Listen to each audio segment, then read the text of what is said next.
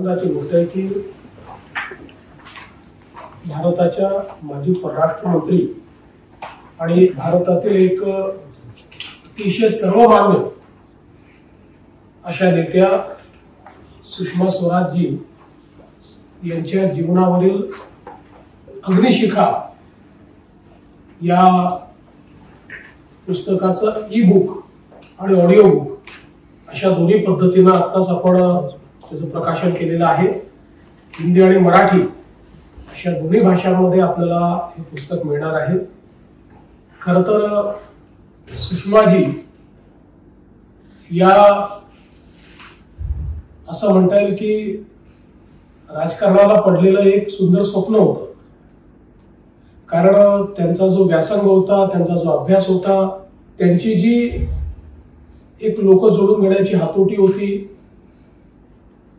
विषय समजून घेणं आणि विषय मांडणं याची जी प्रगल्भता होती आणि प्रचंड बुद्धिमत्तेसोबत प्रचंड स्मरणशक्ती देखील त्यांच्याकडे होती। विविध विषयांचा अभ्यास, विविध भाषांचा अभ्यास, कुठल्याही भाषेत बोलत असताना त्या भाषेचं जे सौंदर्य आहे ते त्यांच्या शब्दांमध्ये आपल्याला खुलून आलेलं दिसायचं।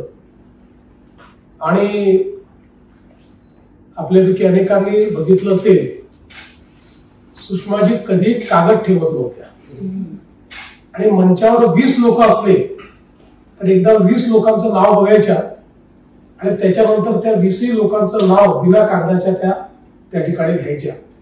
अशा अनेक गोष्टी त्यांच्याबद्दल सांगता येतील। विशेषतः मला आठवतं की शंकराचार्यांना ज्यावेळेस एक पुरस्कार देण्यात आला होता आणि त्या कार्यक्रमात त्या होत्या, त्यावेळी त्यांनी रामाने म्हटलेलं शिवस्तोत्र आणि रावणाने म्हटलेलं शिवस्तोत्र या दोन गोष्टीचं तुलना करून रामाचा स्वभाव कसा होता त्यामुळे ते शिवस्तोत्र कसं आहे आणि रावणाचा स्वभाव कसा होता त्यामुळे ते शिवस्तोत्र कसं आहे इतकं सुंदर सांगितलं की अनेक लोक त्या ठिकाणी आश्चर्यचकित झाले।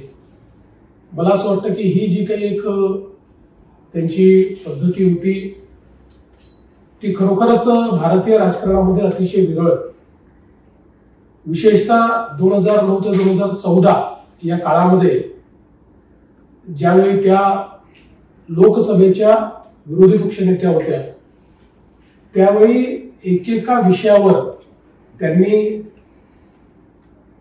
ज्या प्रकारे सरकारला एक्सपोज केलं आणि सगळ्यात महत्वाचं काय होतं तर सामान्य माणसाला समजेल आणि त्याच्या मनात जाऊन रुतेल अशा प्रकारे त्यांनी त्या काळामध्ये मनमोहन सिंगजींच्या सरकारच्या भ्रष्टाचाराचे वाभाडे काढले होते। परराष्ट्र मंत्री म्हणून फार मोठा रिफॉर्म्स त्यांनी केले आणि विशेषतः अनेक देशांसोबत विजाचे समझोते करून आपल्याला विजा अतिशय सोप्या पद्धतीने मिळेल, पासपोर्टच्या पद्धतीमध्ये त्यांनी खूप महत्त्वाचे बदल केले। त्यामुळे आज जगभरामध्ये आपली मुलं ही जात आहेत, पासपोर्ट मिळणं सोपं झालंय। अशा अनेक गोष्टी या सुषमाजींनी केल्या आणि त्यांचा प्रवास हरियाणापासून दिल्लीपर्यंतचा हा एक अर्थात तो हरियाणा तो दिल्ली जरी जवळचा वाटला तरी तो अखिल भारतीय प्रवास होता। त्यामुळे तो सगळा थक्क करणारा प्रवास आपण सगळ्यांनी जवळून बघितलेला आहे आणि खरं तर अजून खूप काळ आपल्याला त्या हव्या होत्या, पण शेवटी त्या आपल्यातनं निघून गेल्या। पण आज अशा प्रकारचं अतिशय चांगलं ई बुक आणि ऑडिओ बुक या ठिकाणी आपण प्रकाशित करतो। निश्चितपणे त्यांच्या कार्याबद्दल, त्यांच्या व्यक्तिमत्वाबद्दल आणि ते चतुरस्र व्यक्तिमत्व होतं। त्यांच्या जीवनातल्या अनेक गोष्टी आपण जर बघितल्या तर एक व्यक्ती इतक्या गोष्टी कशा प्रकारे करू शकतो असा आपल्याला प्रश्न पडावा, असं त्यांचा स्वभाव होता।